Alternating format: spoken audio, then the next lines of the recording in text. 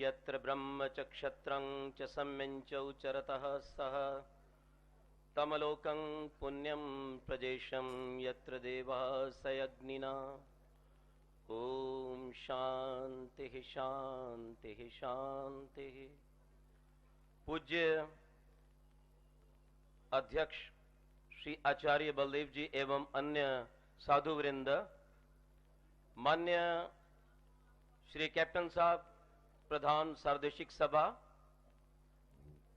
हमारे इस संपूर्ण कार्यक्रम के संयोजक श्री ब्रह्मचारी राज सिंह जी, इस मंच पर उपस्थित सभी विद्वज्जन, मेरे समक्ष उपस्थित विश्व के कोने कोने से आए हुए हमारे अतिथिगण, माताओं, बहनों, सज्जनों, देश के होनहार युवाओं तथा प्यारे बच्चों, राष्ट्र रक्षा होनी चाहिए, ये आप चाहते हैं। कौन नहीं चाहता? भारत अध्यात्म में, ज्ञान विज्ञान में जो विश्व का गुरु था, शक्ति में विश्व सम्राट था, संपदा में सोने की चिड़िया था, एत देश प्रसूतस्य सकाशादग्र जन्मना। धर्मशास्त्रकार मनु महाराज के इस वाक्य के अनुसार संपूर्ण विश्व के भूमंडल के लोग इस धरती पर आकर इस धरती को चंदन समझकर माथे पर लगाते थे और यहां के गुरुओं के चरणों में बैठकर शिक्षा ग्रहण करते थे। आज वो भारत आतंकवाद का अड्डा बन चुका है। यही सोचने की बात है कि शक्ति, संपत्ति, अध्यात्म, ज्ञान विज्ञान का गढ़ भारत विदेशियों का गुलाम क्यों बन गया? कभी आपने सोचा? जब आप रक्षा करने की बात कहते हैं तो मैं ये विचार करता हूं, रक्षा करने की आवश्यकता क्यों पड़ रही है? क्या कारण है? हम गुलाम हो गए, अपने वेद पथ को छोड़कर मत मजहब में हम फंस गए, अपने दुष्टों को वैदिक मंतव्य के अनुसार उचित दंड न देकर क्षमा करते चले गए, चेतन ईश्वर की शक्ति को प्राप्त न करके जड़ के सामने माथा झुकाते चले गए और पुरुषार्थ को छोड़कर भाग्यवाद और तारों को देखते रह गए, जिसका परिणाम निकला इस भारतवर्ष की बर्बादी। यदि आप इसे बचाना चाहते हैं तो आपको उन सब वेद विरुद्ध मान्यताओं को यहां रहकर छोड़ना होगा, तभी आपका भारत बचेगा। वेद मंत्र यही बात कहता है, यत्र ब्रह्म च क्षत्रम च। जहां सद्ज्ञान होता है, जहां सच्चे ईश्वर की प्रेरणा होती है, जहां नागरिक पूर्ण ज्ञानी होते हैं और ज्ञानी होने के साथ साथ जहां के नागरिक देश धर्म हित बलिदान करने वाले होते हैं, वयम तुभ्यम बलितस्याम, वो राष्ट्र स्वर्ग भूमि बनता है। जहां मिलकर सभी लोग यज्ञ करते हैं और राष्ट्राय स्वहा इदम राष्ट्राय इदम का मंत्र बोलते हैं, तभी राष्ट्र बचेगा। यदि आपके अंदर त्याग की भावना है, यदि आपके पास राष्ट्र चिंतन के लिए, गौ रक्षा के लिए, युवाओं के लिए कुछ समय है, तो राष्ट्र बच सकता है। निश्चित मत है कि आज भी भारत विश्व गुरु हो सकता है। विश्व की शक्ति आज भारत इसलिए पीछे जा रहा है क्योंकि हमें सुझाव देने वाले, हमारे नेताओं को आज गलत मार्ग दिखाने वाले विदेशी लोग इस भारत का विश्व में स्थान नहीं चाहते, वो विश्व शक्ति बनने देना नहीं चाहते। ये सच्चाई है। भारत में आतंकवाद क्यों आया? मैं आपसे पूछना चाहता हूं, देश की 60 वर्ष की आजादी के बाद भी गौ हत्या क्यों नहीं रुकी? संविधान की धारा 48 कहती है स्वतंत्रता के पश्चात गौ हत्या बंद हो जाए, क्यों नहीं हुई बंद? ये किसका कसूर है? मैं आपसे जानना चाहता हूं, इस देश में 1948-47 संहिता हो, एक तरफ 2 बच्चे और एक तरफ 50 और 60 12 बच्चे, एक तरफ 1 पत्नी और एक तरफ 4 पत्नी, और भारत सरकार बनती है वैज्ञानिकों से नहीं, डॉक्टरों से नहीं, इन वेद के विद्वानों से नहीं। भारत सरकार बनती है मोहर के ठप्पे से। जिसके पास मोहर होगी वो भारत पर राज्य करेगा, और जो राज्य करेगा उसका ही मजहब चलेगा, आपका नहीं चलेगा। हस्ताक्षर करवाइए, बहुत अच्छी बात है, पर मैं आपसे जानना चाहता हूं, हस्ताक्षरों से भी पहले जब सुप्रीम कोर्ट यह निर्णय देती है कि समान कानून संहिता लागू करो, तो देश के पार्लियामेंट में बैठे हुए लोग उसको नकार देते हैं कि इसकी आवश्यकता नहीं है। समाज के दीवाने 1979 में यह बिल पास करवाने का प्रयास करते हैं, धर्मांतर नहीं होना चाहिए, तो देश में बैठे हुए मदर टेरेसा के पादरी और मौलवी उसका विरोध करते हैं। सरकार उस बिल को पास होने देना नहीं चाहती। जब देश का उच्चतम न्यायालय यह निर्णय करता है एक समान राज्य व्यवस्था होनी चाहिए, जाति पाति के अनुसार नहीं, तो हमारे देश का पूर्व प्रधानमंत्री राजीव गांधी एक स्पेशल बिल ला करके उसको गिरा देता है। क्या औकात है आपकी सुप्रीम कोर्ट की? क्यों आप मसले जा रहे हैं? इसी कारण कि आपने इस बात को कभी नहीं माना कि राज वो करता है जिसके पास शक्ति होती है, जिसके पास वोट पावर होती है, और वो पावर आज आपके पास नहीं है। भारत सरकार मजबूर है, अफजल खां को छोड़ रही है। क्यों? पूछो जाकर। इमाम बुखारी जिसके ऊपर नॉन बेलेबल वारंट है, वो दिल्ली में खुलेआम घूमता है, क्यों पकड़ा नहीं गया? तो एक जज से मैंने पूछा, हमारे ढींगरा जी यहाँ के एक बहुत अच्छे जज हैं भारत के, मैंने कहा इनको क्यों नहीं पकड़ा जा रहा? बोले बलवा हो जाएगा। इसका मतलब है कि आज पूरी भारत सरकार गुंडों के सामने, आतंक फैलाने वालों के सामने झुक चुकी है। भारत में कोई शासन शेष नहीं है। कोई मीडिया का व्यक्ति यहां बैठा हो, कोई नेता बैठा हो, मेरी बात तक ऊपर को पहुंचाए, विचार करे कि आज देश में शासन किसका है? आतंकवादियों का?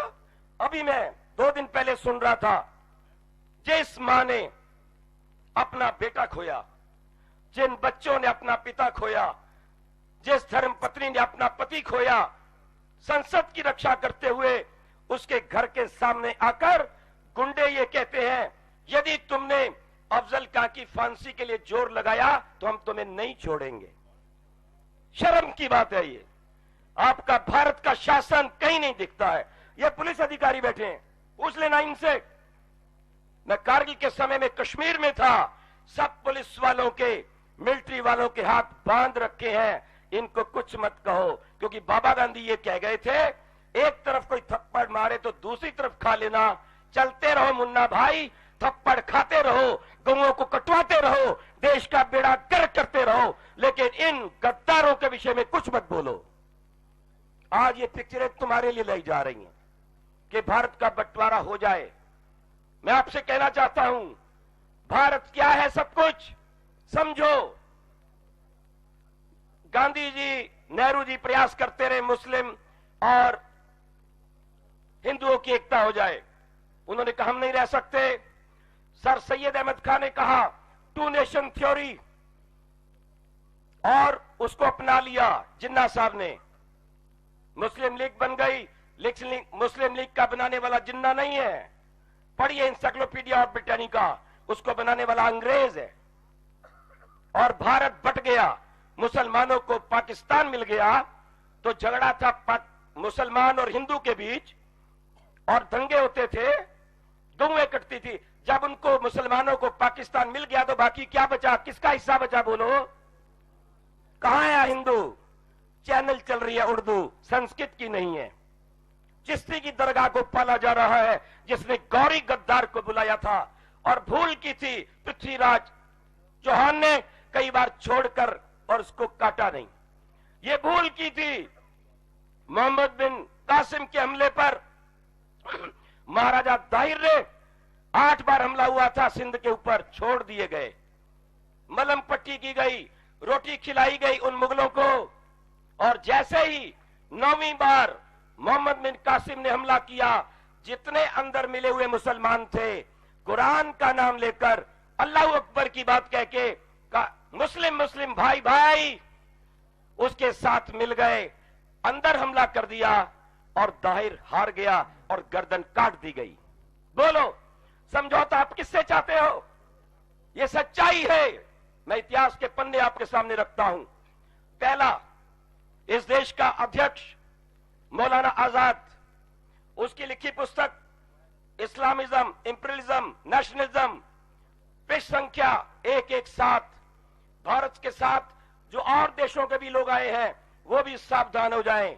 जिस तरह से यहां पर बहुसंख्यक इस्लामिक आतंकवादी खड़े होकर यहां को बर्बाद कर चुके हैं, अपने देश को बचाना, भारत के समान देश को बर्बाद मत होने देना। कैसे बचाना? जैसे चीन ने बचाया है, लाखों को काट कर बाहर निकालकर। कोई लाउड स्पीकर नहीं चल सकता, कब्रों पे बुलडोजर फेर दिया, कोई कब्र नहीं बना सकता, एक से अधिक बच्चा नहीं पैदा कर सकता मुसलमान। एक देश, एक कानून, एक जनता। कहां है भारत में? संविधान की धज्जियां उड़ाई जा रही हैं सज्जनों। धारा 51 कहती है भ्रातृ भावना और ये कहते हैं मरो कटो। बंबई वाले बहुत अच्छे हैं क्योंकि शांति रखते हैं। ये बहुत अच्छे हैं ताकि अगर दोबारा आतंकवादी हमला करें तो शांति बनाए रखना। ये देश का नेता कहता है। जापान ने 6 लाख मुसलमान को बाहर निकाल दिया, केवल 2 लाख रखता है, कोई मुस्लिम एम्बेसी नहीं है। चलिए बर्मा की तरफ 2 लाख मुसलमान को निकाल दिया, क्योंकि जब भी ये ज्यादा संख्या में होते हैं ये बवाल करते हैं। किस बात के लिए? दारुल हर्ब को दारुल इस्लाम बनाएंगे। ये देश दारुल हर्ब है, इसको दारुल इस्लाम बनाना है। ये साधारण दंगे नहीं है, ये विधिवत जिहाद है भारत को मुस्लिम झंडे के नीचे लाने के लिए। सुनिए मौलाना आजाद क्या कहता है। अंग्रेजों के जाने के पश्चात हम भारत को यूं ही नहीं छोड़ देंगे। यहां पर हमारे पूर्वज मुगलों ने 900 साल राज किया है, हम इसको अपने अधीन रखेंगे। ये प्यारा प्यारा अध्यक्ष कांग्रेस का। दूसरा जो अध्यक्ष था हकीम अजमल खां, हकीम अजमल खां क्या कहता है उसकी भी बात जरा सुन लीजिए। वो भी बहुत अच्छी बात कहता है। हकीम अजमल खां कहते हैं एक किनारे पे भारत होगा, दूसरे पे अरब होगा। अंग्रेजों के जाने के बाद हम छोड़ेंगे नहीं हिंदुओं के भरोसे भारत को, एक पूरा इस्लाम संघ बनाएंगे। तीसरा, श्री गांधी और नेहरू जी का विशेष प्रिय मिस्टर मदनी, खिलाफत आंदोलन में भी उसने काम किया और देवबंद के साथ भी जुड़ारा अध्यक्ष बनकर, जहां रोज फतवा जारी होता है हम वंदे मातरम नहीं मानेंगे, हम गौरक्षा नहीं मानेंगे, अब हम ये नहीं मानेंगे, हम वो नहीं मानेंगे, हम मुसलमान हैं, हमारा संविधान अलग है। अरे कुरान के अनुसार तुम्हारा संविधान है तो कुरान के अनुसार जो चोर है उनको हाथ भी तो कटवाओ, उनके पैर कटवाओ, जो बलात्कारी है मिट्टी में दबाकर गला भी तो कटवाओ। ध्यान दीजिए मिस्टर मदनी क्या कहता है। पाकिस्तान बनने से हमारा मामला हल नहीं होता। क्यों? ये हमारे मुख्य उद्देश्य नहीं है। हां, हमारे रास्ते में भारत को इस्लामिस्तान बनाने की रुकावटें समाप्त हो गई हैं। एक और व्यक्ति प्रिय भारत का F.R. Durrani the meaning of Pakistan पुस्तक में लिखता है पाकिस्तान हमारा मुख्य लक्ष्य नहीं है, पाकिस्तान हमारा बेस कैंप है, जिसको बेस बनाकर पूरे भारत के अंदर इस्लाम का झंडा लहराएंगे। वो पाकिस्तान बेस बना हुआ है। अनेक बार भारत कह चुका आतंकवादी ये कैंप समाप्त करो, मुशर्रफ ने कभी समाप्त नहीं किए। और बुश साहब हमेशा कहते हाथ पकड़ के रखो, इसका हाथ पकड़ो। और अब नया फैसला क्या हुआ है कि गुंडागर्दी को, आतंकवाद को आतंकवाद के सरदार के साथ मिलकर बंद किया जाएगा। मोहल्ले की बहनों को, गुंडों को साथ लेकर बचाया जाएगा। यानी मोहन के दूध का रखवाला मुशर्रफ बिल्ला जो ये कह चुका है यदि कश्मीर का मुद्दा नहीं भी रहा तो भी पाकिस्तान और हिंदुस्तान पे हमला करता रहेगा, क्योंकि हिंदुस्तान हिंदू का देश है और पाकिस्तान मुसलमान का देश है। ये मैंने आपके सामने प्रमाण रखे हैं। उनके नेता कुतुब आदि कह चुके हैं इस्लाम को ये आपके धर्मनिरपेक्षता से कुछ लेना देना नहीं है।